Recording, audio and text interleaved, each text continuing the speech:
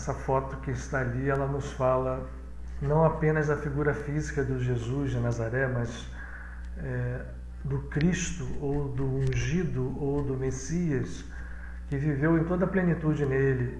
E hoje a gente está buscando, eu acho, entender que essa essência crística, ela é real e está dentro de cada um de nós. O importante é a gente tornar isso prático, gente. Eu acho que é o grande desafio que a gente vive e a grande oportunidade que a gente tem é de transformar realmente esse processo todo em algo prático para as nossas vidas. Que mundo vai vir aí depois, né? Por mais que a gente acredite que possa voltar ao normal, e também a gente já ouviu, não, normal não, né? A gente não quer voltar àquele normal, a gente quer um outro processo, a gente quer saltar, sair dessa norma, ir para outro lugar. Mas ninguém pode dizer o que nós vamos conseguir, aonde nós vamos atingir. A boa história é que aonde nós vamos atingir, o que nós vamos conseguir, depende de nós, depende profundamente de cada um de nós. E eu tenho repetido aqui, talvez de uma forma incessante, e espero que não seja cansativa, o que a gente tem de oportunidade é que nós temos a condição, cada um de nós individualmente, se a gente se percebe componente desse processo inteiro que está acontecendo, que tudo que a gente faz, pensa, sente, está interferindo, está alimentando esse sistema. Nós estamos emitindo de cada um de nós, a cada momento, né, energias sob a forma de pensamento, sob a forma de sentimentos, de palavras, de atos nossos, que não estão circunscritas ao nosso espaço físico. O nosso pensamento não está circunscrito à caixa craniana, como pensam muitos materialistas. A gente já sabe hoje em dia, até o materialista, que você consegue ter máquinas que o cérebro controla, aparelhos, né, via fios, mas não precisa de fio. Nós não estamos restritos a nada. Nós trabalhamos, nós somos, existimos, vivemos dentro de uma consciência infinita. E nós operamos dentro dessa consciência infinita a cada momento. Nós estamos fazendo isso agora, né? Nós aqui, um pouco mais de 100 pessoas que estamos juntos, podemos convergir as nossas forças para operar essas forças em relação a todo esse sistema, essa consciência que é um sistema, uma consciência infinita na qual nós vivemos, somos e existimos, que a gente chama de Deus. Muitos chamam de Deus. Mas mesmo a palavra Deus é incapaz de definir. O que é importante é que nós tenhamos a consciência, né, com letra minúscula, que estamos inseridos, insertos numa consciência com letras super maiúsculas, da qual nós não estamos separados e, portanto, o que vai ser depois, que normal não, que salto nós vamos dar, nós temos uma parte importante para fazer. E não é só modificar a gente mesmo, não, a gente modifica a gente, já faz uma grande parte. Não, na hora que eu estou modificando, trabalhando dentro de mim, eu até nem gosto da palavra modificar, não. Modificar sim, mas muito mais despertar, sair da ilusão e encontrar o que é real. O que nós temos dentro de nós como realidade, e ela é a realidade única, ela só está oculta, é a essência divina, é a essência crística, é a essência messiânica. Então o que nós podemos fazer é operar nesse processo com o mais consciência possível, com a maior intensidade possível, porque o nosso trabalho interno não vai se restringir a nós. Ele vai atingir espaços e tempos. E vamos só nos concentrar no nosso planeta, nessa situação pandêmica, nessa situação que sacode o mundo. Não duvidem disso. Por mais que pareça que as coisas podem de repente voltar ao normal, não vai ser. Por esta coisa que sacode o mundo, nós temos condição de, trabalhando dentro de nós, não estarmos restritos em termos de resultado àquilo que está lá dentro da gente. Esse processo, quando é feito dentro de nós, ele está interagindo com o sistema inteiro, com todas as 7 bilhões de criaturas que habitam a Terra, ainda que a gente não as veja nem as sinta fisicamente, com todos aqueles seres invisíveis que habitam os planos sutis que compõem toda a esfera de vida do planeta que nós chamamos de Terra. Então, gente, as oportunidades são sagradas, são sublimes, e não vamos desprezar o mínimo pensamento, não vamos desprezar o mínimo sentimento, a mínima força que surge do nosso coração, não vamos desprezar isso como instrumentos ao nosso alcance que nós temos de trabalho. E se a gente faz com que esse instrumento seja expresso dentro de um padrão de harmonia que eleva muito essa frequência, né? Que é o amor incondicional, que é a vida, que é nós estarmos absolutamente conectados com modelos superiores de vida, se nós fizermos isso, e nós temos a oportunidade a cada momento de fazer, aqui, agora, nesse instante, não é preciso fazer nenhum grande esforço. O esforço interno, por mais que ele pareça, ele não é grande, não. Se nós começamos, nós vamos ver como o processo se torna cada vez mais fácil, cada vez mais intenso, cada vez mais harmônico, cada vez mais acelerado pela própria natureza, que é a natureza da criação, a natureza real, a natureza que nos é essência, a natureza que nos é relativa. Nós somos essa natureza. Então, o que a gente precisa, né, é ter essa consciência e trabalhar para que esse normal não volte a ser normal jamais. O que eu pretendo fazer hoje aqui nesse nosso encontro? Eu pretendo aproveitar os eventos que estão sendo oferecidos a nós e tentar abordá-los de uma forma como a gente tem pretendido fazer ao longo desses anos todos reunidos lá na família da Casa de Padre Pio. Abordar o evento em si, desvestindo ou retirando as roupagens que foram constringindo, né, esses eventos dentro das estruturas do ego que são características das visões religiosas comuns, né? E essa semana nós temos dois eventos que nos referem e nos remetem a duas percepções de espiritualidade que ficaram ligadas, como tudo, na verdade, na história humana, ao campo da religião organizada, da religião sectária. Nada contra, né? Nada contra nenhuma religião. Sempre repito aqui que a gente respeita muito o trabalho que as religiões fizeram. Mas o nosso entendimento e a nossa intenção, qual é? É de que a gente, nesse momento então, principalmente agora que a gente vive, nós tirarmos as cascas, as vestes, que fazem aparecer coisas como diferentes, como contrapostas, como maiores, melhores, mais importantes, e enxergarmos a essência que torna tudo um. Quais são os eventos que a gente quer abordar hoje, então, nos valendo disso, dentro da linguagem da casa? Acontecendo ontem, no dia 13 de maio, né? A libertação dos escravos é vinculada a uma data dentro da Umbanda, né, tão mal compreendida e ligada às entidades que se apresentam como pretos velhos. Então é o dia dos pretos velhos, né, para a Umbanda.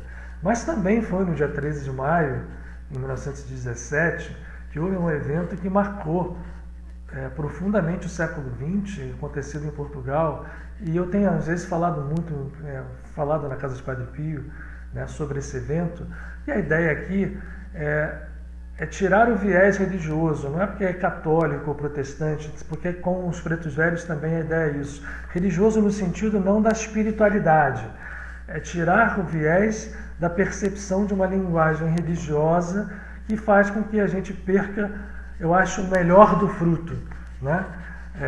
O sabor mais profundo do fruto, se a gente fica preso na casca, né? Quem vai comer uma laranja, se pegar, tirar a casca e comer só a casca é bom para fazer doce, para a gente mexer, mas casca de laranja não é tão agradável quanto o fruto.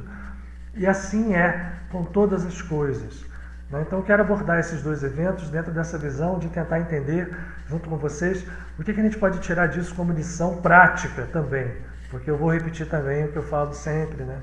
Não é uma visão teórica, isso não é uma aula, não é uma palestra, esse é um trabalho em conjunto de natureza prática que nós vamos aí construindo ao longo desses momentos que estamos juntos. Vamos aproveitar então o início, como a gente faz lá na casa, vamos procurar nos conectar. Eu vou fechar meus olhos e vou procurar estender e interiorizar ao mesmo tempo, a minha consciência, para que eu possa ser efetivamente um canal para que esse trabalho ocorra não só entre nós que estamos aqui conectados por uma rede eletromagnética, mas que mais do que isso estamos conectados pelo coração, mas que ele possa se estender aonde quer que seja necessário e possível, pelas mãos dos amigos que estão conosco de forma incondicional, sem jamais nos abandonarem. Então, nesse momento, ao lado de cada um de nós, certamente há um ou muitos desses companheiros invisíveis, e nesse momento dramático, então, estão mais perto de nós ainda, trabalhando para que nós possamos despertar e que possamos nos tornar também trabalhadores, operadores dessas forças renovadoras que trabalham para o despertar de uma humanidade inteira, e que esses momentos sejam momentos de alegria, de tranquilidade e de luz. Antes da gente falar dos dois eventos, que o 13 de maio foi o evento do aparecimento da figura que nós chamamos de Maria, da Mãe Santíssima, de Nossa Senhora, em Fátima, e do evento consagrado aos pretos velhos na Umbanda, tentar desvestir isto, retirar o aspecto religioso, não no sentido de religiosidade, espiritualidade. Eu quero manter a espiritualidade do processo, mas tirar a capa religiosa para a gente poder saborear o fruto lá dentro do seu sabor mais forte, tá? Mas eu queria ler para vocês uma passagem que eu abri a esmo, porque estamos vivendo esses momentos muito duros, né? Muito duros mesmo. Cada um de nós com seus aspectos pessoais, mas vejam só o que eu abri, e olhando também naquele enfoque de olhar Jesus não como um filho de Deus que veio fundar uma religião, mas um modelo divino, um avatar, uma consciência crística que veio trazer para nós, como modelo, um mapa para que nós pudéssemos atingir a consciência crística, né? E não foi só ele e muitos outros. Falamos na semana passada de Buda, né? Falamos de Krishna, e a gente pode enfileirar uma série de seres que despertaram essa consciência, lembrando sempre que nós também podemos, né? A passagem que eu queria ler é a seguinte: não andeis ansiosos pela vossa vida, quanto ao que é vez de comer, beber, nem pelo corpo, quanto ao que é vez de vestir, porque a vida é mais que o alimento e o corpo é mais que o vestuário. Aí fala aquela passagem linda das aves do céu, né? Então, e termina uma passagem longa dizendo: não andeis ansiosos pelo dia de amanhã, pois o amanhã se preocupará consigo mesmo. Basta a cada dia o seu próprio mal. E tem algumas traduções, a tradução grega não fala em mal, fala basta a cada dia o seu próprio esforço ou processo. É muito interessante o que está ali, porque logo em seguida Jesus fala: não julgueis, para não serdes julgados, pois com o juízo que julgardes, sereis também vós julgados, e com a medida que medirdes, sereis vós medidos. E ele vai seguindo na passagem até chegar àquele momento em que diz: olha, se vocês têm consciência e pedem, aquele que pede recebe, porque quem bate, a porta abre. Qual é de vocês que pai nesse mundo, quando o filho pede um pão, dá uma cobra, quando pede um peixe, dá um escorpião? Ainda mais o pai, a consciência cósmica, paterna, na Kabbalah Rohma, a semente divina, a semente criadora, a consciência que vai se juntar com a mãe divina para dar forma aos universos. Quanto mais esse pai, se nós tivermos consciência. E o que ele fala? Olha que interessante. Cada dia o seu trabalho. A gente se preocupa, né, com aquela história do futuro, do passado, o agora. A gente não existe agora, porque a gente sabe que o tempo pode ser dividido ao infinito. A ciência hoje já lida com intervalos de 1 trilhão de segundos. 1 trilhão de segundo. 1 trilhão do segundo. Então o tempo não é o tempo. Quando Jesus fala cada dia basta o seu trabalho, Ele está falando desse agora infinito, da unidade. Ou seja, eu não preciso ficar preocupado com o futuro, nem preocupado com o passado também, porque nós todos temos um passado kármico, a maior parte de nós pesada, se nós estivermos concentrados na nossa consciência representada aqui por um dia. Ou seja, se a cada dia basta o seu trabalho, eu tenho que fazer do meu dia este agora infinito. Não é, vejam se vocês estão me entendendo, não é um espaço-tempo de 24 horas, não. É também, mas o primordial desse raciocínio, desse supermestre tão amado, é fazer com que, concentrando a nossa consciência dentro da potência infinita que nós temos, isso se chama agora, o nosso ego, que é um pretenso senhor, é um idólatra, criando deuses falsos, passa a servo, passa a ser integrado ao eu. E isto, quando acontece, aí a fase, o que vem seguindo logo depois, parece que esclarece isso. Tá bom, como é que eu não vou me preocupar com um dia? Se eu me preocupo com o futuro, não me preocupo, como é que eu faço? Não, eu preciso concentrar minha consciência nesse agora infinito. E aí, se eu faço isso sem julgar, se eu faço isso medindo com uma medida doce, com uma medida generosa, com uma medida que não julga, que perdoa, que ama incondicionalmente o meu irmão, fica fácil, porque a sequência é essa, no próprio Evangelho, de tudo aquilo que eu peça, o Pai me responda com plenitude, com abundância. Esse processo é um modelo real, só que é um modelo desprezado. A maior parte de nós lê isso aqui, quem já conheceu, quem já leu, como eu já li isso 1000 vezes, me lembro de ter lido isso na minha vida há anos, né? E é bonito, mas como é que eu faço para fazer essa coisa acontecer? Não acontece. Não, eu tenho que me preocupar com o meu passado, pagar o meu karma, eu tenho que me preocupar com o meu futuro, com as coisas que vêm, preciso guardar, preciso restringir. Isso ainda é ego e nós estamos vivendo no ego, nós todos ainda. Mas quando a gente olha, bom, eu começo não julgando nada, nenhuma situação. Eu me desligo desse julgamento e meço, porque eu preciso medir. Vejam que se fala em julgamento e medida, né? E a medida generosa, ela tem o poder de abrir essa porta que a gente às vezes acha que não dá para bater, ou que bate fraquinho, ou que acha que não, nem vale a pena, porque eu vou bater não vai abrir. Ou eu já bati e não abriu. Mas como é que eu faço para abrir? Que chave é essa? A chave é entender que cada dia tem em si todo o infinito, maior do que qualquer quantidade de espaço de tempo, muito maior que 24 horas. Cada dia é o agora. E nesse agora está guardada a potência infinita da consciência divina, da presença divina. Bom, a fé é a força. Fé não é algo passivo, né? O Humberto Roden, um grande mestre, falava da fé como um verbo. Ela é verdade, ela é sujeito e é verbo. O sujeito é a semente, o verbo é a ação. E o sujeito e verbo juntos compõem um processo. E a gente, quando consegue entrar dentro desse campo, que é um campo infinito, que está dentro de nós e se conecta com o infinito que aparentemente está fora de nós, porque tudo está nessa presença, a gente consegue que a porta se abra.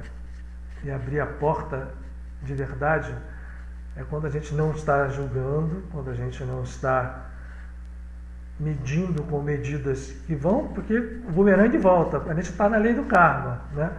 Então, quando eu meço com uma medida, eu vou ser medido com a mesma medida, invariavelmente. Quando a gente consegue medir com boas medidas, eu vou saindo desse campo. E aí entro, né?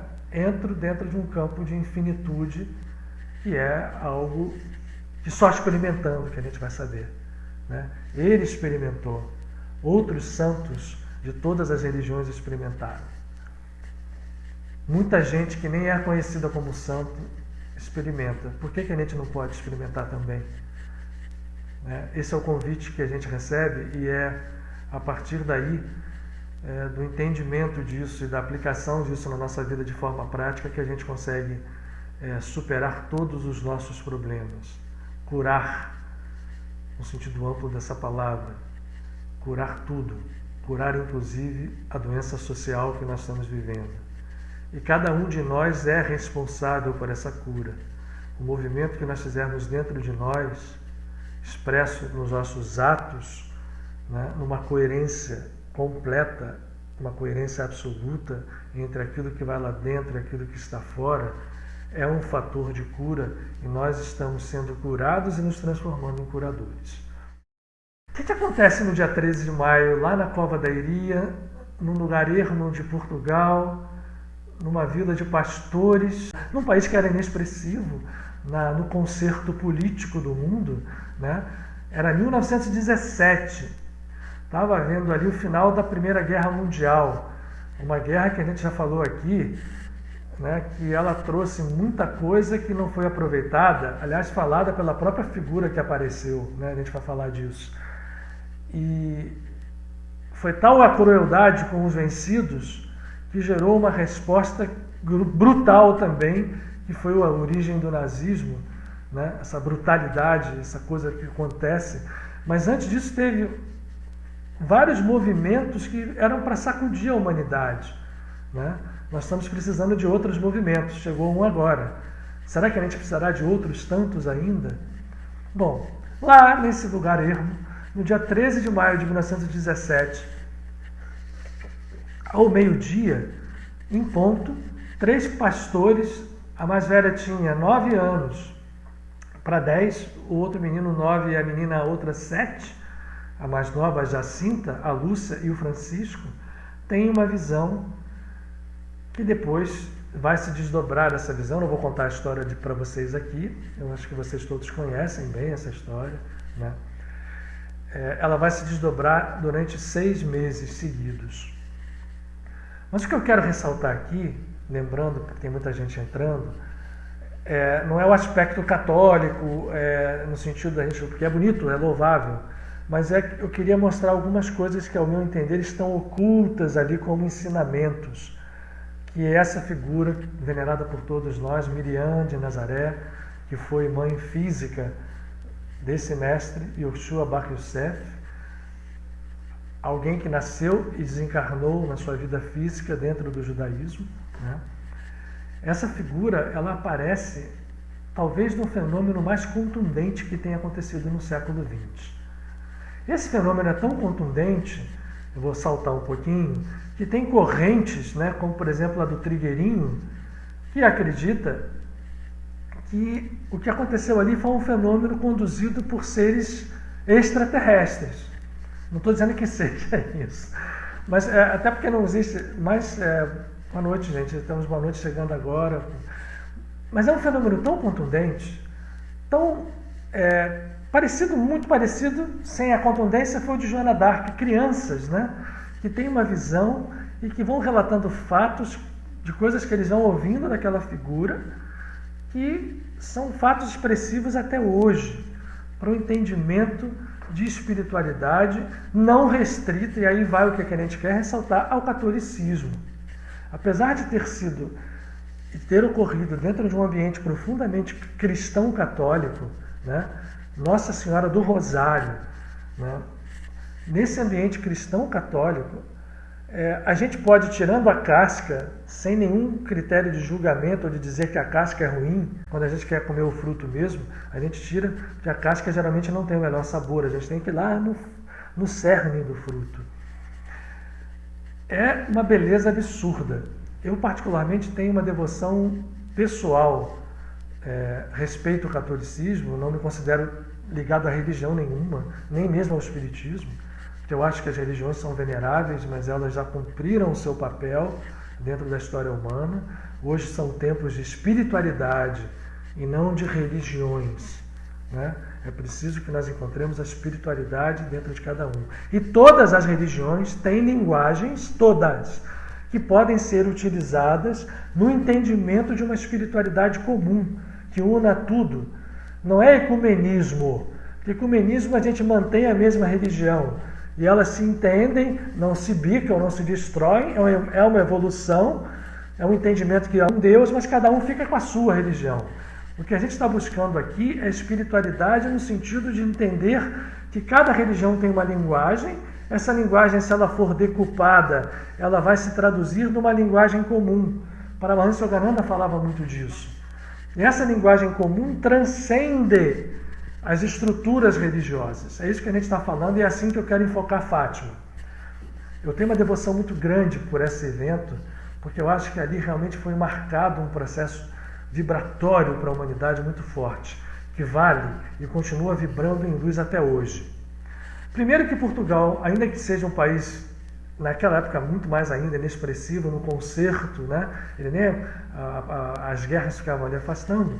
Portugal é um celeiro de uma vibração absurda. Perto de Fátima existe a cidade de Tomar. Para quem conhece, Tomar é o centro de onde surgiu, onde o templário, o movimento do templarismo se colocou em Portugal. E os templários são muito mais do que uma ordem monástica católica. Eles foram até depois, absolutamente depois, blasfemizados. Eles foram excomungados e destruídos pelo próprio catolicismo.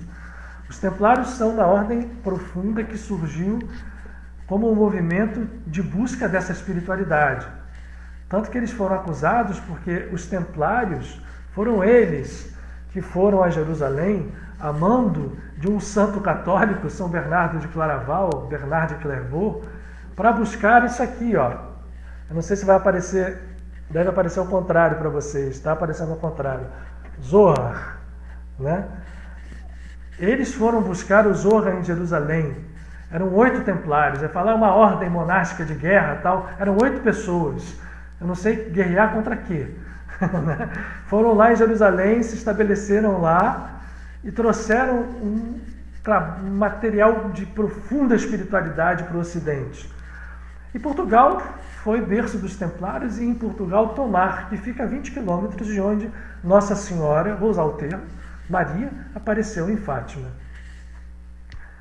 Porque ali é um campo vibratório de uma intensidade absurda. Quem já esteve lá sabe, já sentiu. Muito bem. Aqueles 3 crianças, aqueles 3 meninos, meio-dia do dia 13, são surpreendidos pelo fenômeno. E ela diz: voltem aqui todo o dia 13, nos próximos 6 meses. E eu vou dizer depois quem eu sou e o que eu quero.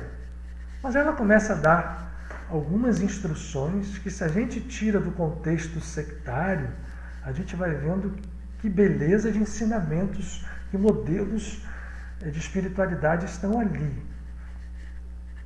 Primeiro o dia, né? O dia 13, que vocês sabem que dentro da tradição cristã, o 13 é tido como azar, é um dia de azar, é o dia das bruxas, e tal. Por que razão? Porque 13 é um número que tem um poder enorme. Dentro da tradição cabalística, de tradições esotéricas de várias origens, não é só dentro do judaísmo ou da Cabalá, ao contrário, 13 é um número de sorte. 13 são os atributos da misericórdia divina, são 13 atributos de misericórdia. 13 era o número do conjunto que ficou em volta desse mestre aqui, somando 12 discípulos principais, mais ele. Eram 13. Ora, ela escolhe o dia 13 de maio. Ah, foi 13 de maio. Não, mas ela queria que todos os dias 13, nos sequentes 6 meses, eles voltassem àquele mesmo local que ela ia aparecer. Ora, então o 13 é um número de uma potência absurda. Na verdade, o 13, 12 é o número que expressa o karma, porque 12 são os 12 signos do zodíaco, que são as 12 estruturas vibratórias compostas pelas constelações zodiacais, que compõem o supercomputador kármico que controla, né, é o registro acástico, mas um registro acástico que não só recebe e grava, como grava, recebe e processa as nossas estruturas vibratórias kármicas. 12 é esse número, porque são ciclos de 12. Quando eu salto para o 13, eu saltei. Portanto, 13 é um número altamente positivo, é o número da libertação, é o número da libertação da cadeia kármica. Por isso ela vai e aparece no dia 13. Por isso eu estou dizendo a minha entendimento, a minha compreensão. Não significa que eu seja o dono da verdade. Portanto, Maria, quando aparece no dia 13, ela está querendo assinalar que ela está vindo num dia ligado à tradição de onde ela é originária, porque a Maria Miriam era uma menina judia, viveu muito tempo no templo, né? Seu pai era ligado às castas sacerdotais do templo.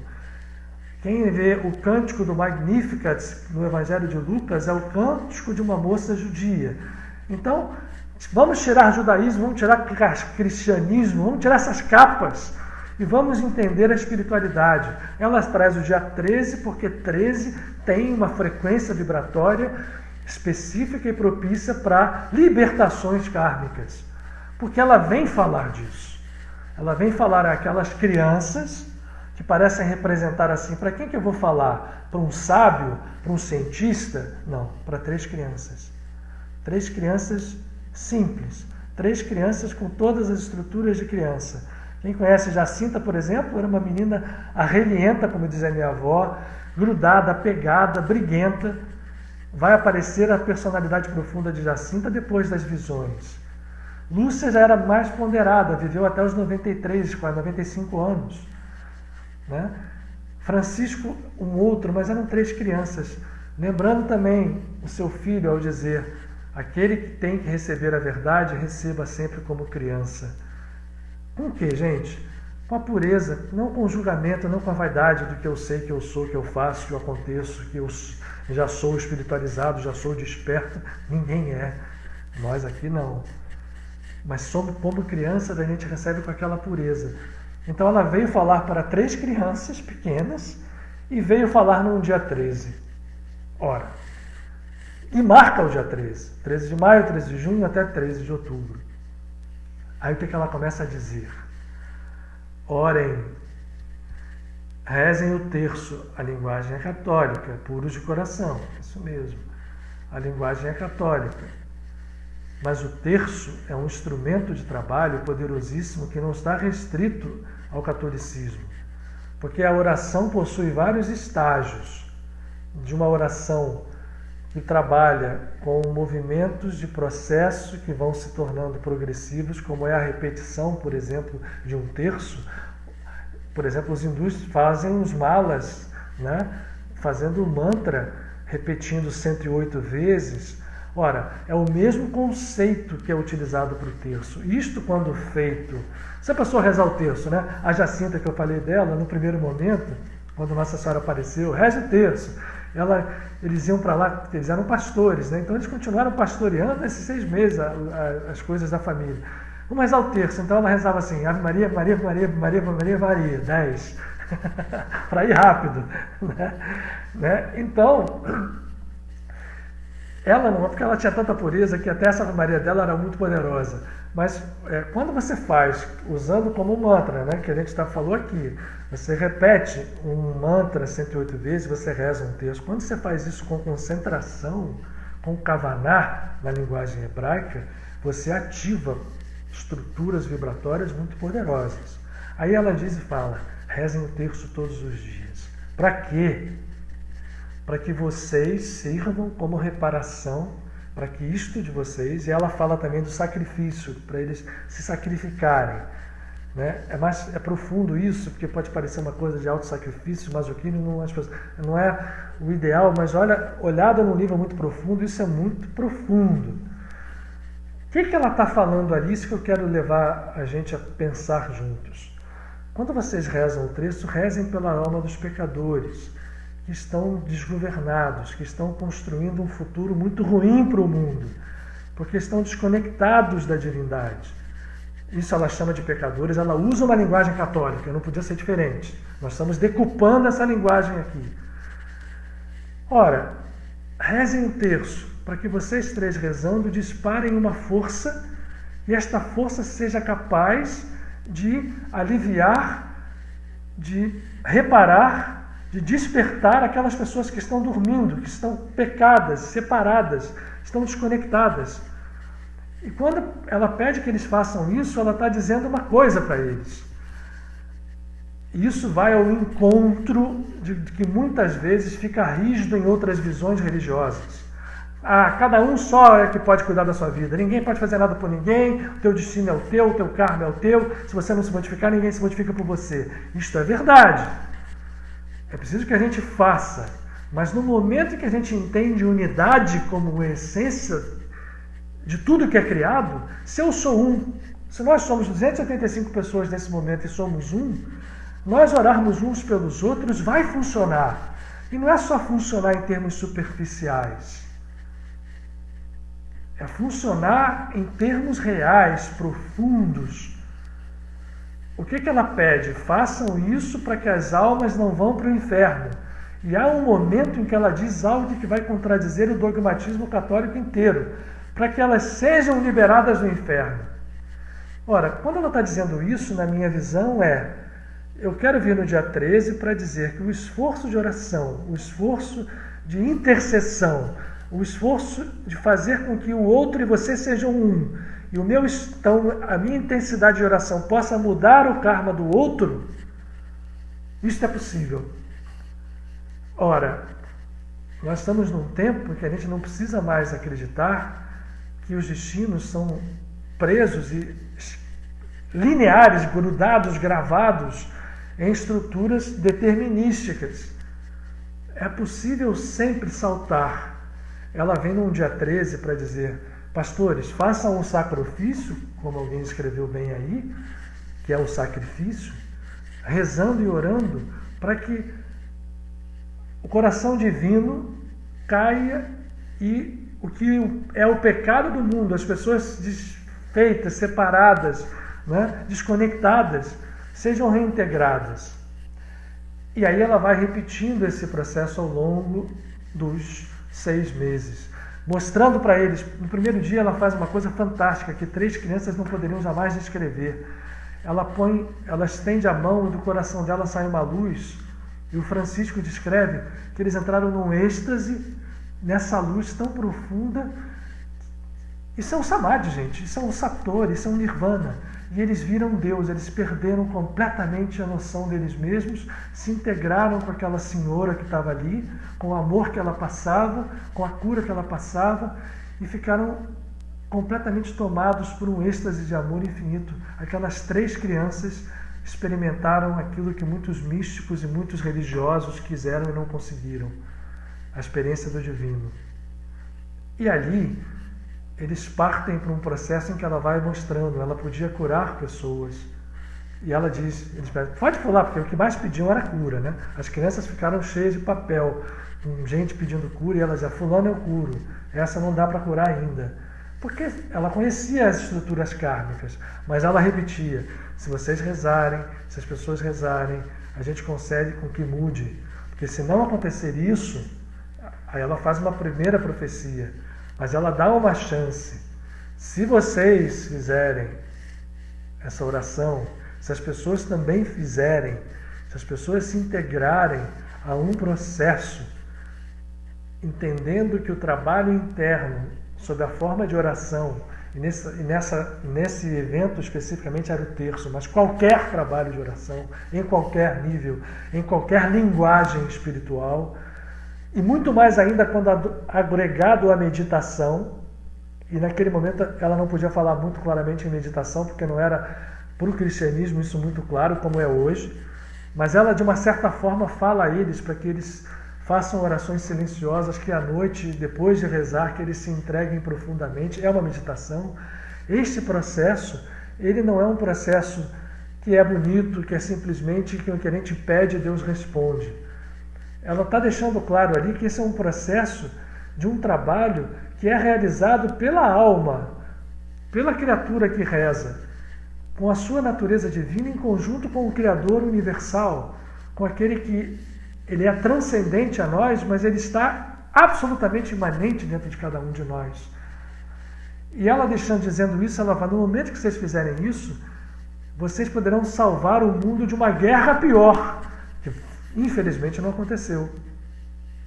Porque Fátima ficou ali, e é um ponto maravilhoso de vibração até hoje, mas a mensagem trazida por ali não foi integralmente aceita nem compreendida, né?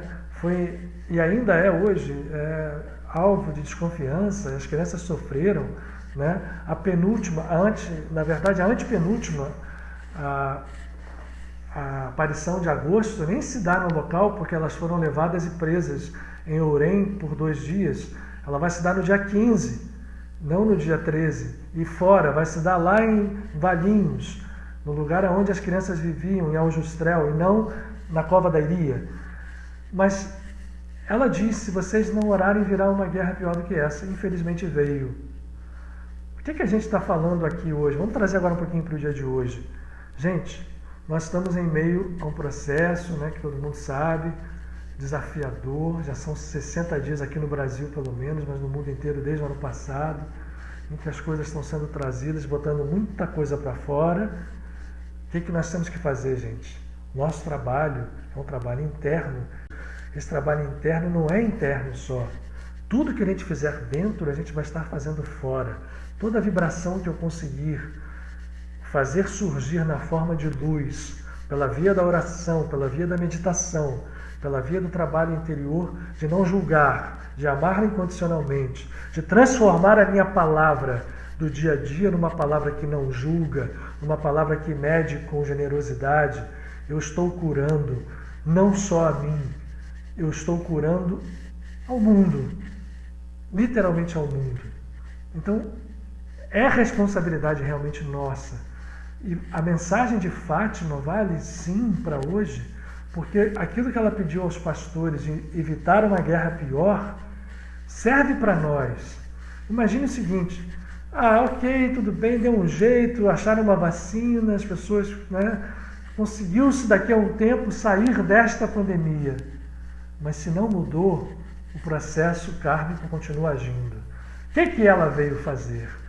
13, gente, é o número que na tradição de onde ela vem, que é Maria, e nasceu dentro, né, da tradição judaica, 13 é um número altamente positivo, é o número da misericórdia, é o número do salto do 12 para o 13, do salto do karma para, vamos chamar aqui agora, da visão da iluminação, da graça. Esta visão que transcende ao karma, ela traz um poder muito maior do que as leis kármicas. E isto se atinge pela oração e pela meditação. Os atos, as palavras, vão ser consequência dos estados que nos foram levados ou que nós conseguimos chegar fazendo de forma correta o orar e o meditar. Portanto, quando a gente medita e quando a gente sabe orar, quando a gente se movimenta através da fé, não é a crença, que eu acredito em Deus ou não acredito, eu tenho fé, não é isso. Fé é algo que tem sujeito e verbo. Fé é uma frase, é um movimento. Ele permite que nós criemos, que nós sejamos operadores reais, conscientes da vida. Nós somos operadores inconscientes. Maurício, que está nos assistindo, tem uma música que nós temos lá no Padre Pio, né, que ele diz lá numa letra assim, eu não quero mais ser um criador passivo. Essa música, ela é linda, porque nós somos criadores, como nós somos deuses, a gente está criando o tempo todo, só que a gente é passivo. Como nós somos inconscientes, a nossa força criadora está sendo governada por condicionamentos egóicos. Eu estou emitindo criação, pensamento, ato, palavra, ato, né, sentimento o tempo inteiro. Só que estamos fazendo isso completamente desgovernados. É preciso inverter. E eu não tenho dúvida que Maria veio ao mundo naquele momento, naquela simplicidade ali, mas se a gente tira a casca, ela estava perto de Tomar, no lugar onde os templários trouxeram sabedoria espiritual profunda quando trouxeram o Zohar, e o Zohar foi compartilhado no primeiro momento entre cristãos, cabalistas e mesmo islâmicos. O Zohar é uma sabedoria universal, é um complemento profundo da espiritualidade que esse aqui veio trazer. Várias coisas que Jesus disse estão trabalhadas no Zohar, de uma certa forma explicitadas ali. Então, ela veio e falou aquilo tudo e fez algumas coisas também. Por exemplo, rezem todo o primeiro sábado de cada mês. Um encontro, um rosário completo em honra de mim E ela estava figurando ali a figura materna divina. A Mãe Divina Universal se expressa em todas as mulheres, todas. E naquelas que estão em nível de consciência de santidade, se expressam em toda a plenitude. Ela diz, venham todo o primeiro sábado. Por que ela fez sábado e não fez sexta e não fez... Domingo é dia da missa, né? Então a gente até pode imaginar que não. Mas por que ela escolheu o sábado? Porque o sábado é o Shabat. O Shabat, ele não é... Tirando a casca agora, né? Ele não existe porque existe sábado e pronto. O sábado é o 7º dia. O movimento criador tem 6 passos. A estrela de Davi tem 6 pontas. O 7º movimento, que é chamado de repouso, não é repouso, que aí a religião vai e distorce, né? Não faz isso, não faz aquilo, não acende aquilo, a pessoa fica na superficialidade. Como, né? Vamos lá, depois quando a gente falar de Umbanda, a gente fala um pouquinho disso, dos espíritos velhos, das superficialidades das visões religiosas. Mas quando a gente tira essa casca, o 7º movimento não é um repouso no sentido, não vou fazer nada. É um repouso no sentido de eu entrar num estado de potência. Para usar aquela linguagem física que muita gente gosta, eu até gosto também, é o tal campo quântico, se a gente quiser falar isso, mas o campo quântico são muitas dimensões. É um campo de potência infinita, o Shabat é isso. O Shabat é um momento em que nós podemos entrar num contato fora do tempo e do espaço. Por isso é que ela pede para se fazer o rosário no primeiro Shabat de cada mês. E o infinito amor que ela traz para aquelas crianças vai se dando e vai se expressando ao longo dos 6 meses. Aí acontece o último mês. Nesse último mês, é por isso que falam em extraterrestres, né? Primeiro que ela aparecia, e o Espiritismo estuda os fenômenos de materialização, e vários eventos que são descritos ali se encaixam perfeitamente nas descrições da linguagem usada pelo Espiritismo, denominando as materializações. Todo mundo viu uma nuvem flutuando, as crianças viam a figura completa, mas a maioria das pessoas, todo mundo praticamente, viu uma nuvem ectoplasmática flutuando em cima da azinheira. Viam esses relâmpagos acontecendo, essa luz astral. E o fenômeno maior foi no dia 13 de outubro, que ela disse que faria um milagre para provar que aquilo tudo era verdade. E o que acontece é que estava uma chuva enorme, tinham mais de 30 mil pessoas ali, e de repente a chuva passa. A chuva passa,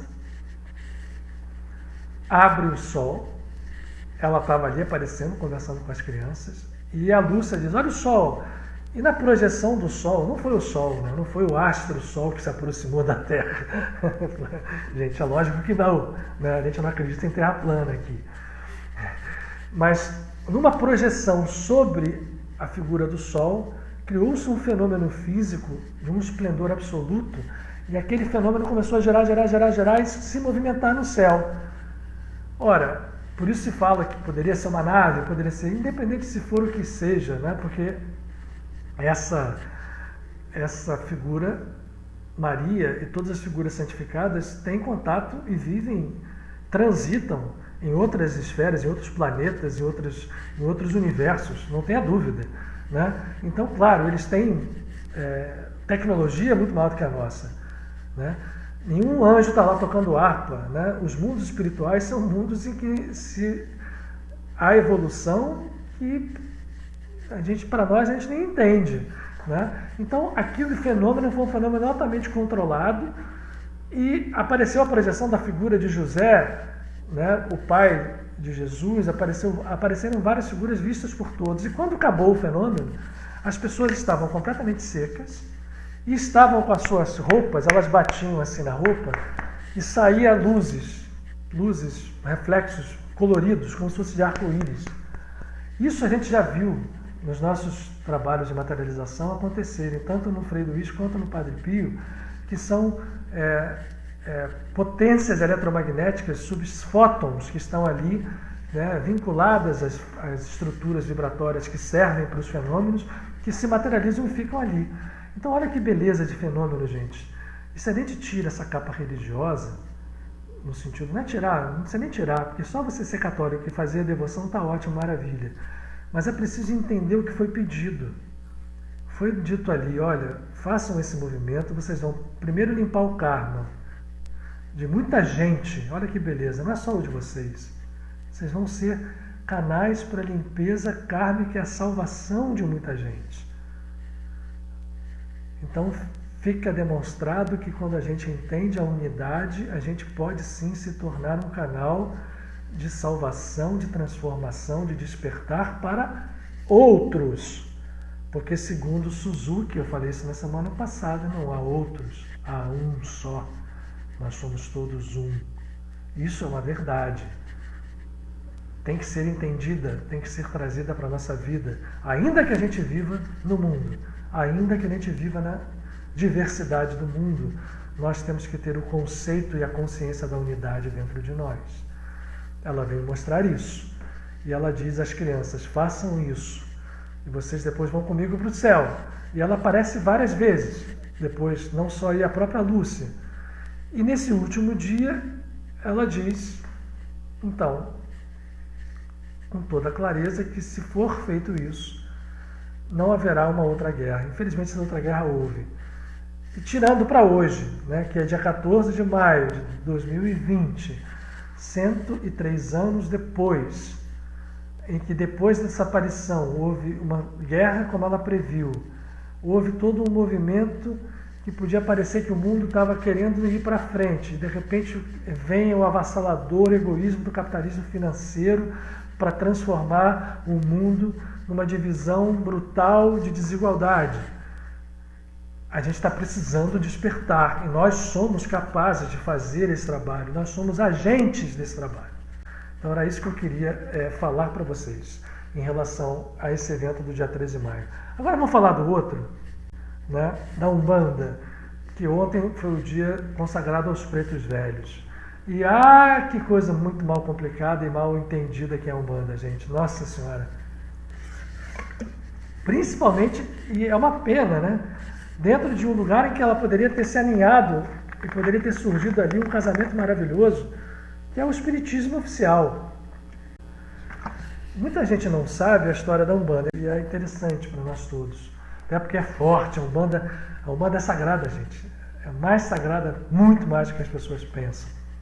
Muita gente confunde a Umbanda com o Candomblé também é sagrado. Aí diz, isso é uma religião panteísta, é uma religião não sei o que, aquilo, tudo, enfim. E eu vou repetir, o Candomblé é sagrado.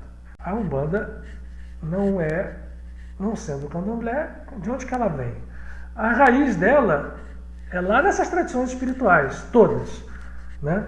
Dentro da Umbanda, a gente tirando as cascas, nós vamos ver tradições que nos remontam ao Vedanta, a tradição védica, nós vamos ver tradições que nos remontam a Kabbalah, tradições que nos remontam à magia zoroástrica, o zoroastrismo, o egípcio. É uma bela síntese, a Umbanda mesmo, é uma bela síntese. E as tradições africanas, ao próprio Candomblé.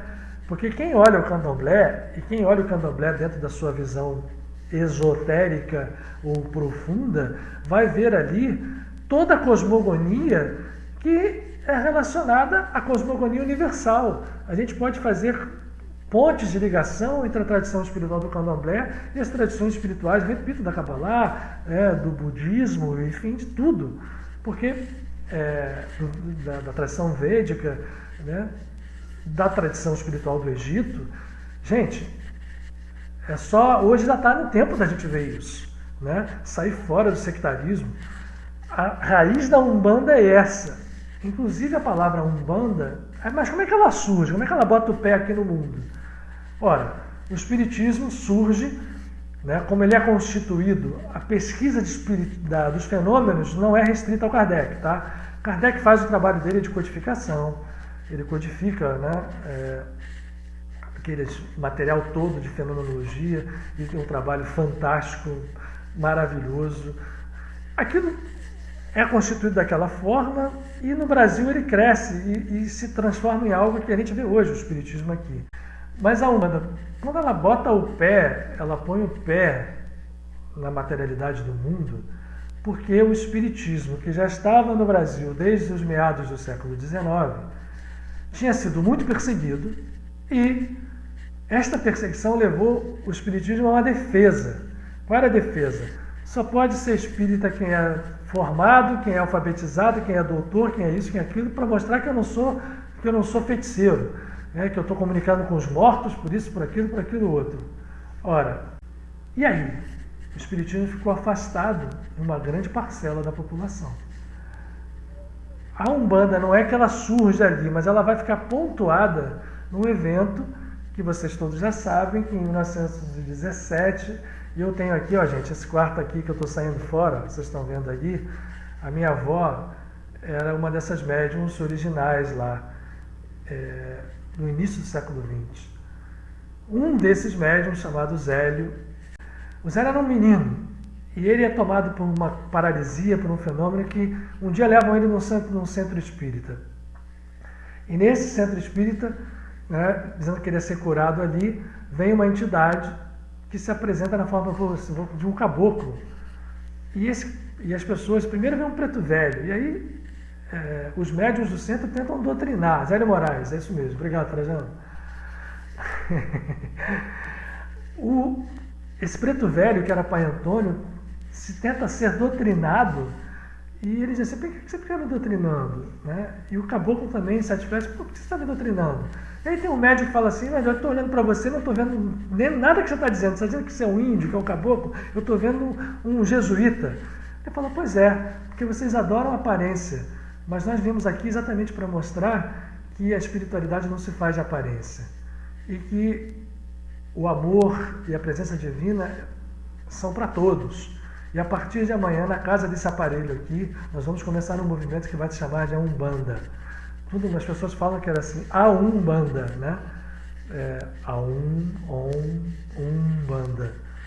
E aí surgiu o movimento organizado da Umbanda. Havia vários focos já no Brasil, e eu digo a vocês, um deles era inclusive a minha avó, que nessa época, em 1917, já recebia a entidade de Umbanda, a vovó Joaquina. Ele era o caboclo das 7 encruzilhadas. Isso aconteceu em Neves, Niterói. Zélio Fernandes de Índia, por isso eu falei do Fernandes de Moraes. E ele começou a constituir algo que foi sendo trazido pelo caboclo das 7 encruzilhadas e por outros. Ele fundou 7 tendas. Caboclo Rompe-Mato comandando uma. E aí ficou muito claro, depois quando a Umbanda cresceu, que essas denominações, Caboclo 7 encruzilhadas, Caboclo Rompe-Mato, Caboclo 7 flechas, Pai Tomé, Pai Joaquim, Pai Antônio, Vovó Joaquina, Vovó Joaquinta, eram, na verdade, grandes estruturas vibratórias sob um nome, e provavelmente devia ter uma entidade regente maior, e abaixo disso, vários usando o mesmo nome, né, trabalhando em vários lugares. E a ideia da Umbanda qual era? Levar a mesma verdade que o Espiritismo trazia, ou seja, as vidas sucessivas, a nossa condição de transformarmos a nossa vida, de cura, e trazendo, junto com isso, um trabalho prático de limpeza espiritual, trazendo as tradições espirituais que vinham de outras fontes, como a própria Kabbalah, né? Como a própria visão é chamado de magia. Magia não é mágica. Magia é a operação ativa de forças universais, né? A oração, é até bom, a gente falou do dia 13 de maio, nessa história de Fátima, orar é ativo sim, mas orar tem um quê de passividade. A magia, ela tem um quê, quase sempre, de atividade. O ideal é que os dois, oração e magia, se transformem em algo que é chamado de teurgismo, quer dizer, uma ação divina, em que eu não preciso depois nem mais nenhum ritual, né? Como Jesus fala, para aquele que tem uma emunária, vai dizer: sai aqui, esse monte vai para lá, e ele sai. A força da palavra basta. Mas enfim, vamos lá para a Umbanda de novo. Essas entidades, então, pretos velhos, caboclos, elas comandam uma enorme quantidade de outros espíritos que utilizam a mesma denominação e trabalham para o bem, para a luz. Isso é uma questão, é mal, é macumba, né? A palavra macumba, inclusive, não tem nada a ver com mal, né? O candomblé, pelo contrário, também não tem nada a ver com o mal. O mal está no coração do homem. Eu não preciso fazer magia negra contra ninguém. Basta eu ter um pensamento negativo, uma inveja, eu ter um desejo mal, que eu estou fazendo eu estou usando isso para destruir alguém com uma força vamos botar entre aspas, mágica, né? Muito mais às vezes do que magia, eu ter contra aquela pessoa uma fixação negativa, um pensamento negativo. Então, o processo que a Umbanda traz é trazer para dentro da nossa religiosidade, da espiritualidade popular do Brasil, algo que pudesse ser compartilhado por aqueles que não eram doutores, que não estavam ali querendo fazer, para aqueles que precisavam apenas de ter um canal que os ligasse à espiritualidade. Aí, assim, os trabalhos não vieram do candomblé, eles têm uma ligação com o candomblé, mas eles não são exatamente equivalentes ao candomblé. Tem muita diferença, mas eu não quero falar de diferença aqui, porque a gente não está falando a Umbanda é isso, o candomblé é aquilo. Para quem não está assistindo desde o início, toda a nossa ideia é fazer com que a gente entenda as linguagens utilizadas pelas diversas correntes da espiritualidade, na forma das religiões, como estruturas que podem ser traduzidas para uma linguagem comum. Essa linguagem comum se relaciona à espiritualidade e não à religião. A gente pode até usar a palavra religiosidade, mas eu gosto mais de espiritualidade, porque desvincula completamente de religião. Apesar de religião ter a história do religare, relaciona-se com a unidade ou com a unicidade. Então, a Umbanda traz elementos do candomblé, sim, porque utiliza, mas traz também das tradições indígenas. Ou não tem os caboclos, ou não tem os pretos velhos. Então, a Umbanda, se a gente olhar legal, ela tem um caráter universalista fantástico. Como tudo nessa vida, há distorções. Então, tem Umbanda e tem Umbanda, né? Como tem gente que é espírita e a gente que é espírita. Estou botando aí entre muitas aspas, como tem católico e católico. Então, é preciso que a gente entenda esse processo e aí, gente, entender que tipo de entidade trabalha na Umbanda. Porque o que acontece dentro do espiritismo? Tem espírita que fala assim, vamos acolher nossos irmãos umbandistas, vamos acolher as entidades que são pouco esclarecidas, vamos dar luz a elas, permitir que elas trabalhem para que elas possam evoluir. Isso é racismo. Desculpa eu ter elevado a voz. Isso é uma visão de mundo completamente partida, completamente dualista, né? Nada disso. Como é que eu posso dizer, e o próprio Caboclo das Sete Encruzilhadas mostrou isso no primeiro momento, como é que eu vou julgar alguém pela aparência? Por detrás de um preto velho, de um caboclo, 99,9% das vezes tem entidades ali, muitas vezes de caráter angélico, que numa humildade absoluta vem, porque elas não têm nada a parecer assim o assado, vem trazer a sua luz aonde possa ser essa luz entendida e aonde não. A minha avó morou aqui muitos anos e eu vi desde a minha infância as entidades de Umbanda trabalhando. O Caboclo Higino, que foi a entidade que trabalhou da minha avó desde a sua, e eu falei lá que ela precedeu inclusive ao Zélio.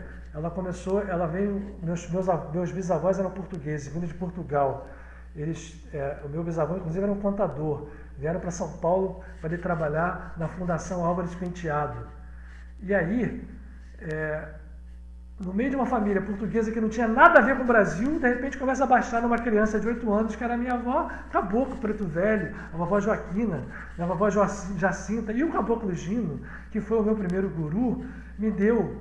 Ele era um cabalista, certamente, de outras vidas, porque o que ele falava, eu só fui ver depois, quando eu fui estudar outras tradições orientais, né? Pretos velhos, caboclos, são todos espíritos de uma ancestralidade e de uma sabedoria e de uma luz profunda. É uma pena que as pessoas não entendam isso, né, e não valorizem a Umbanda. Né? Na verdade, para mim, Umbanda é algo que faz parte da minha vida assim, medularmente. E eu vivi a Umbanda há muitos anos e vou compartilhar com vocês, então, de novo, essa que para mim é uma verdade absoluta da iluminação desse movimento, quando ele é visto com a sua mais profunda natureza. Então, um preto velho, uma preta velha, naquela aparência ali, muitas vezes esconde um sábio, né, multimilenar.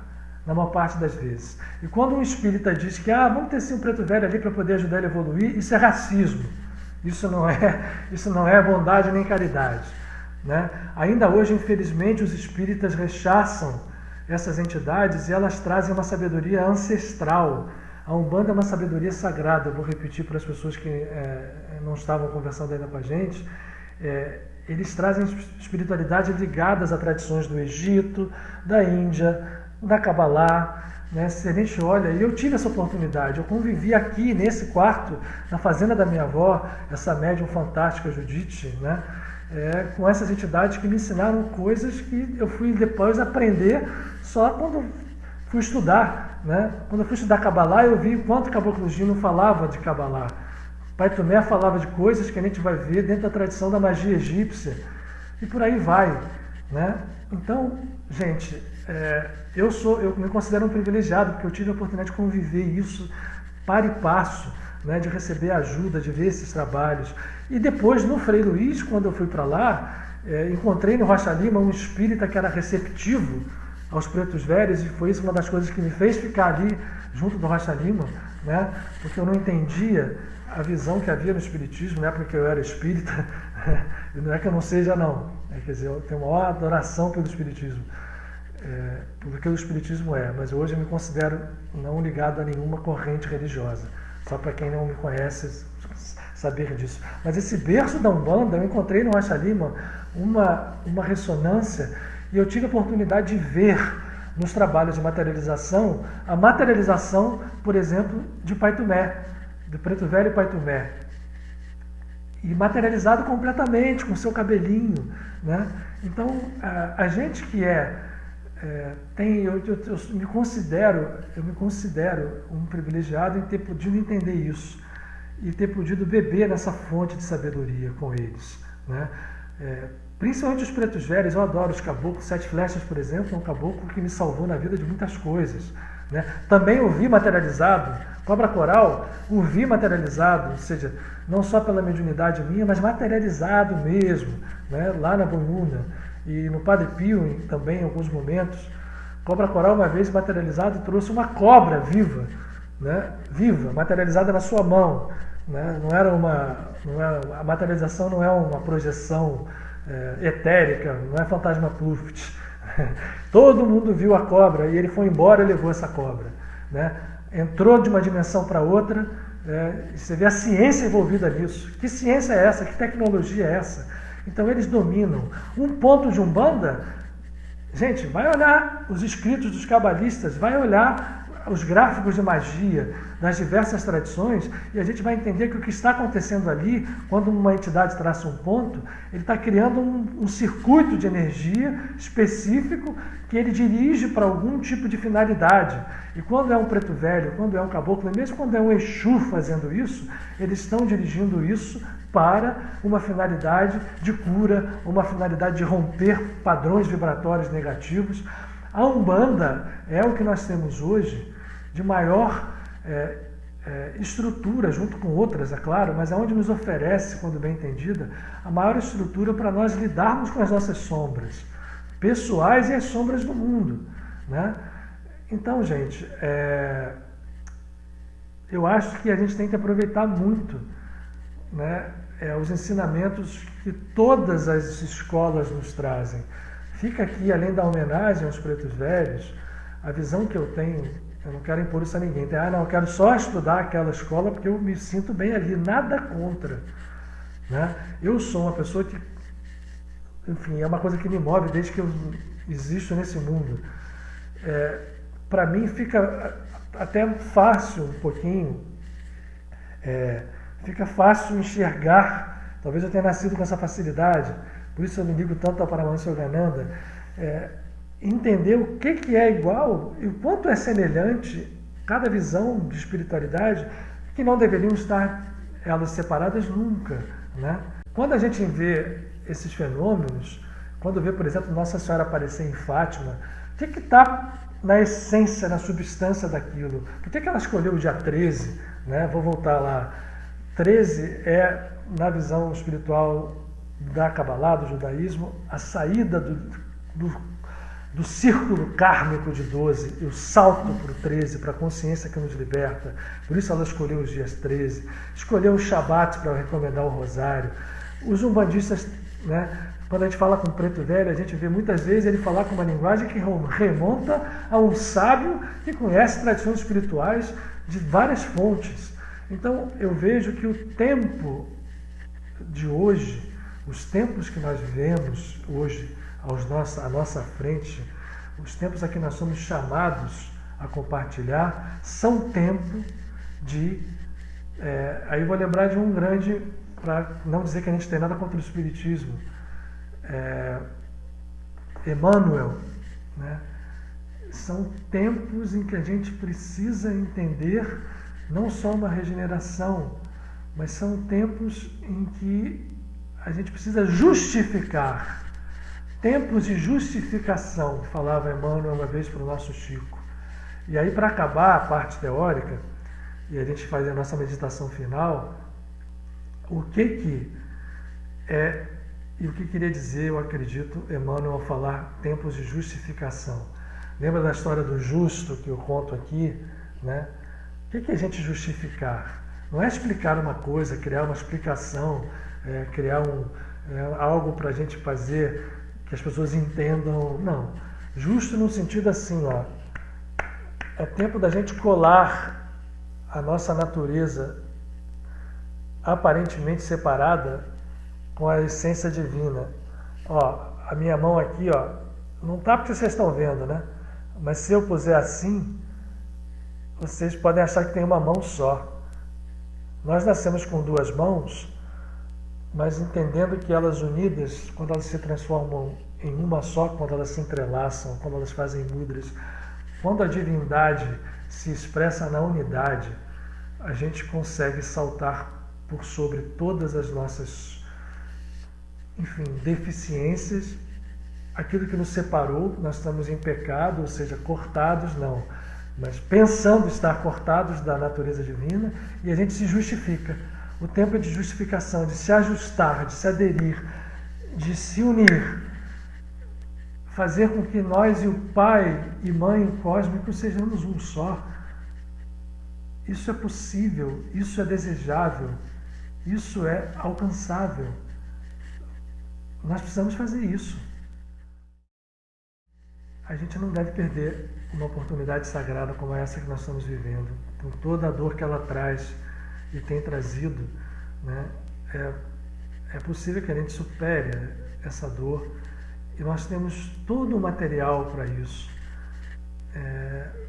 Para onde a gente olhar, esse material nos aponta o caminho, né?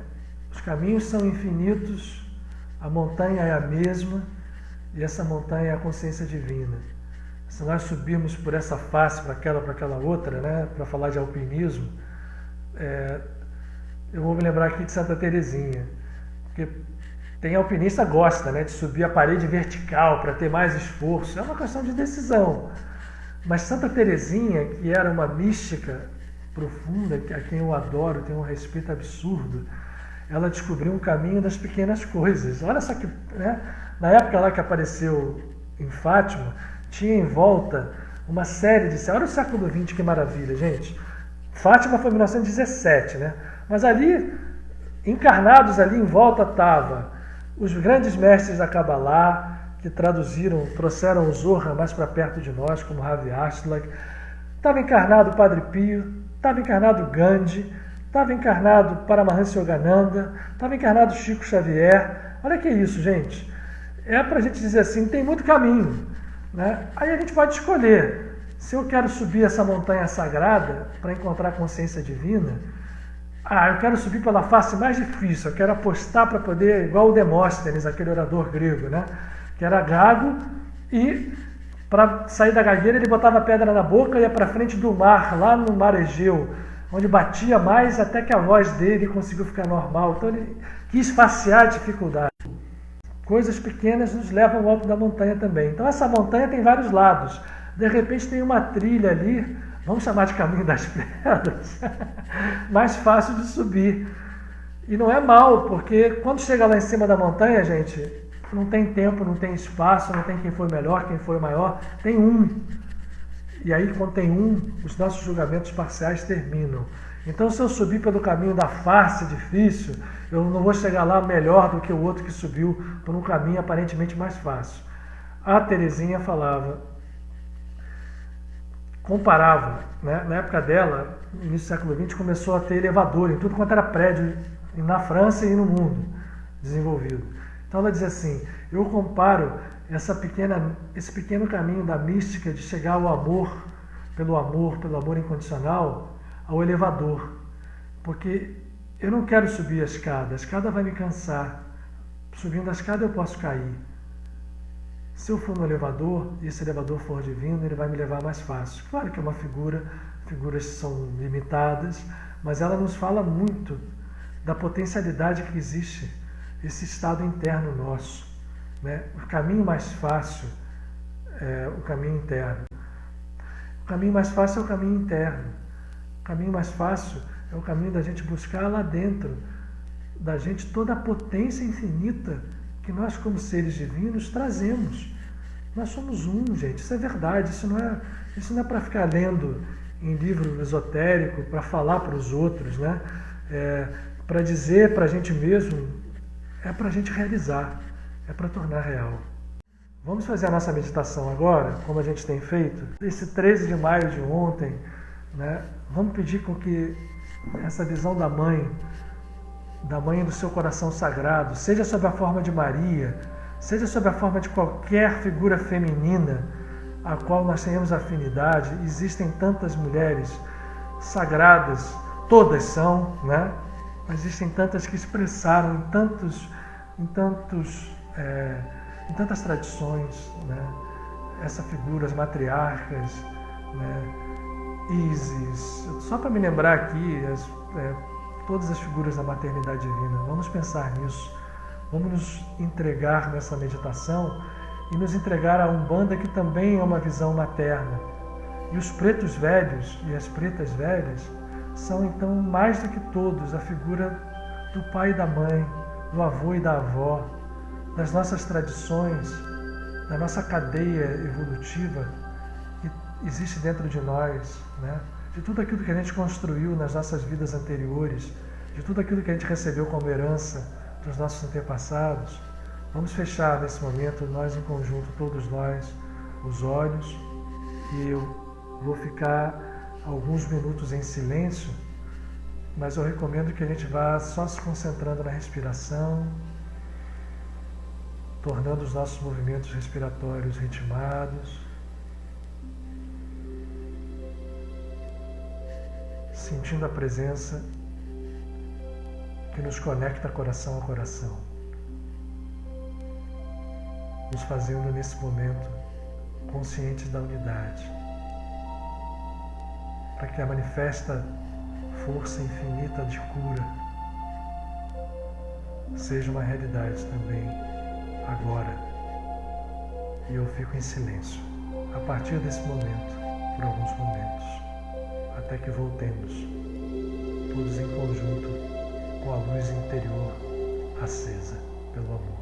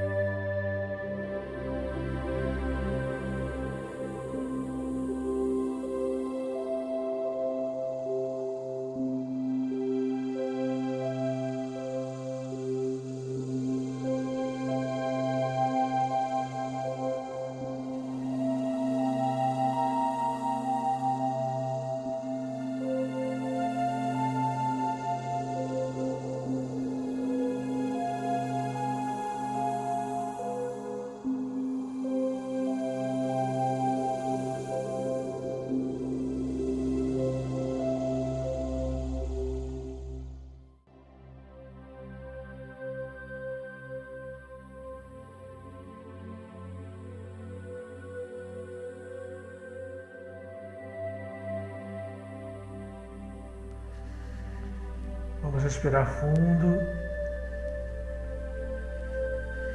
Uma vez, inspirando intensamente, sentindo que não é o ar apenas, mas o ar absolutamente impregnado dessa força viva, o prana, o chi, seja qual for o nome. Expirando e inspirando mais uma vez. E a cada movimento vamos sentir o nosso corpo inteiro vibrar, da ponta dos pés à coroa da nossa caixa craniana. E não é só o corpo físico, as células físicas agora como que tangidas por uma música de natureza celeste que é trazida pela presença da Mãe, do amor infinito e incondicional da Mãe. Nos toca a todos, em cada uma dessas trilhões de células, cada uma delas uma pequena consciência, mas ali também repousa a consciência divina, o universo do qual nós somos, a nossa consciência individual, o coordenador. E não só as células físicas, todas as estruturas do nosso ser são tangidas por essa música, por essa força que cura, que pacifica. Nós precisamos de paz para nos tornarmos pacificadores. Essa força que cura e pacifica é a luz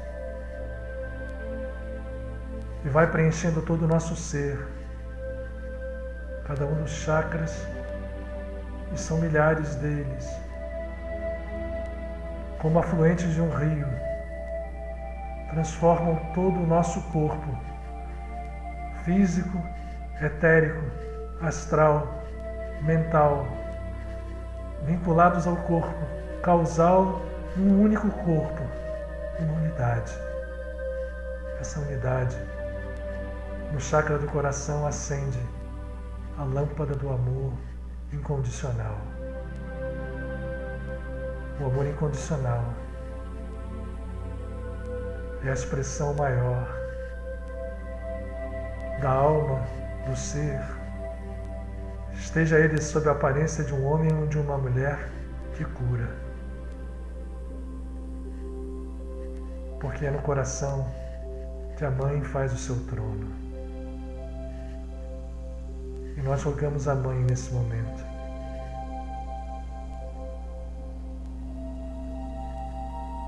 Com o seu amor infinito que se manifeste em nossas vidas, mas também nas vidas de todas as criaturas que habitam esse planeta, varrendo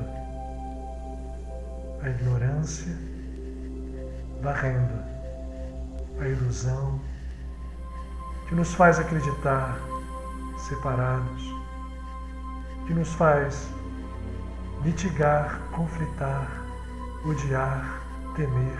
Nada disso.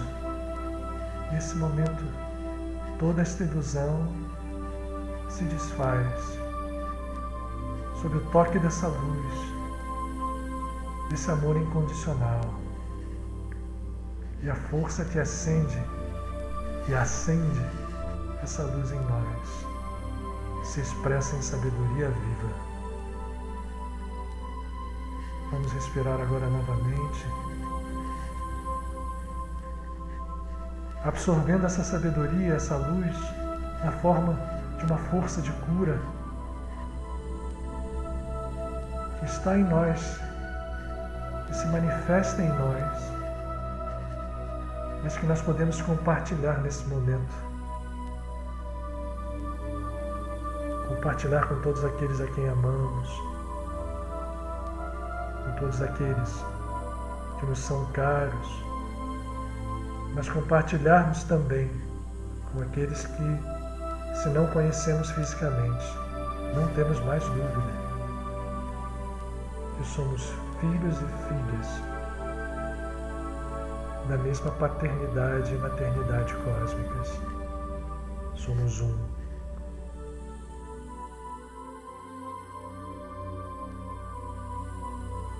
que o mal dissolva-se e o que nós pensamos ser bem dissolva-se para que o bem único, íntegro,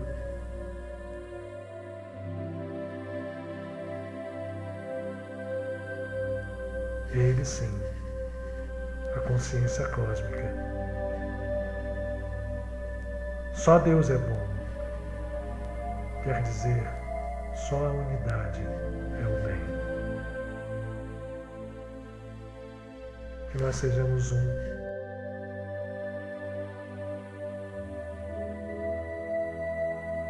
Hoje e sempre. Vamos respirar. Que tenha sido bom o momento. Muita luz para nós todos, muita força, muita vida. Que nós possamos estar bebendo dessa fonte que está jorrando, mesmo nessa dor, mesmo em tudo isso que está acontecendo. Essa fonte não para de jorrar, vamos beber dela, vamos compartilhar isso o mais possível, mesmo em silêncio, mesmo na solidão das nossas casas, é possível que a gente esteja compartilhando isso, com tudo aquilo que sai de nossa alma, né? Da nossa boca, do nosso coração, a presença divina.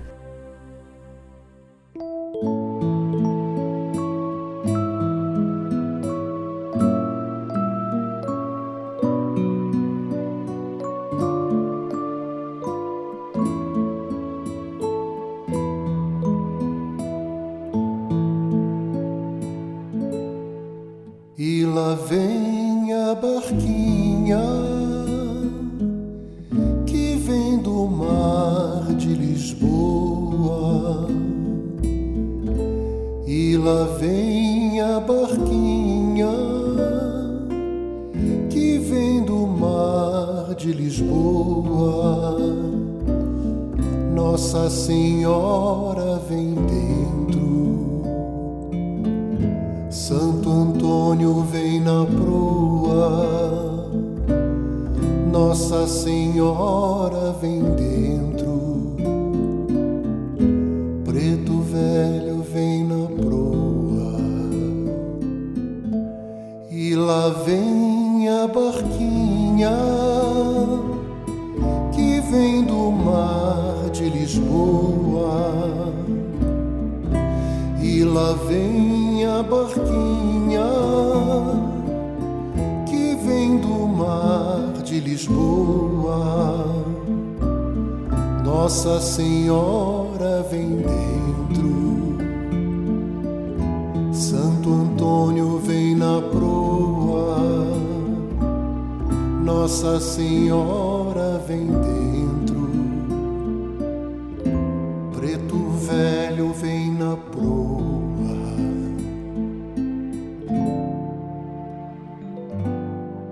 Oxalá, meu Pai, tem pena de nós, tem dó. A volta do mundo é grande, seu poder é bem maior.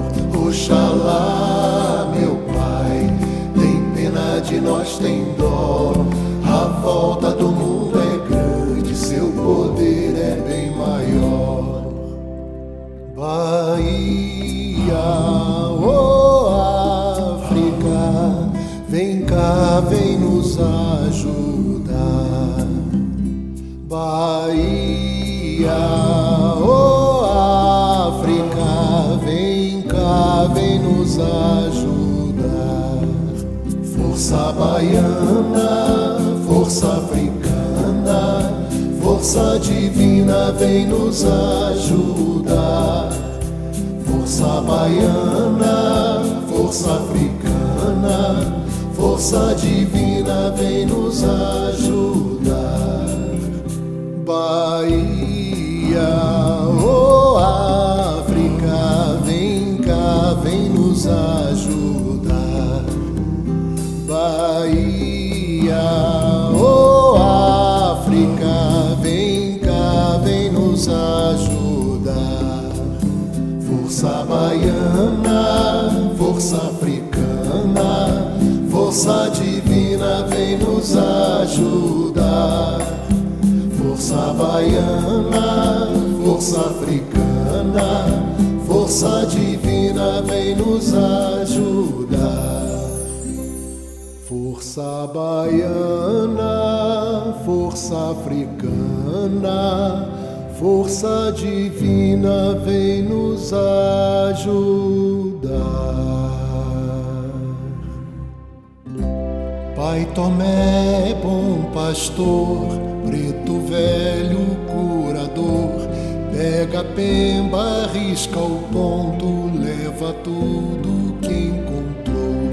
Pai Tomé, bom pastor, preto velho curador, pega a pemba, arrisca o ponto, leva tudo que